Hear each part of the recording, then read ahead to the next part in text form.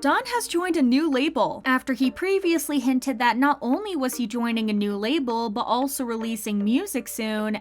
@Area expressed excitement as they announced that Don was their first artist to join the label this year. Don also spoke on this happy news saying, "I'm looking forward to working with @Area and Groovy Room. I feel reassured knowing that they share a view on music with me. Please look forward to the new music I'll be releasing." He has yet to confirm whether he and Hyuna got back together, but since he'll be coming back soon, nothing else matters. We look forward to hearing what he's got to offer. Tonha has reportedly parted ways with her label. An exclusive media report on January 30th claimed that Tonha has decided to leave M&H Entertainment once her exclusive contract with the label ends in March of this year. As to what Tonha is going to do after departing her agency, it's still unclear as she's between establishing her new label and signing with an existing one. The report has yet to be confirmed by Tonha or M&H Entertainment, but if she has really decided to leave the company, it would be a surprise to no one. If you recall, in August of last year, Tonha had complained on a live stream that her agency wasn't letting her go on a world tour and even said, "I want to get out of here, please let me go." Then her fans started pulling up all the evidence that her company was failing to promote her properly and was mismanaging her, so her fans are rooting for her possible departure. Whatever Tonha decides, we wish her the best of luck. It's suspected that Drippin member Wonyoung is dating a Sasang fan. On January 27th, a Napan user made a post about how they think that Wonyoung is currently dating someone who's been a Sasang fan from Ulim since 2019. The user claimed that the two were in a relationship because of his rumored girlfriend's blog posts and pictures, and that the two only started dating recently. The Sasang allegedly posted, "He's meeting when he has no schedules. Both of us are hopeless, so it's pretty funny." She also complained about Wonyoung wearing his padded jacket and had posted pictures of her with an unknown man writing,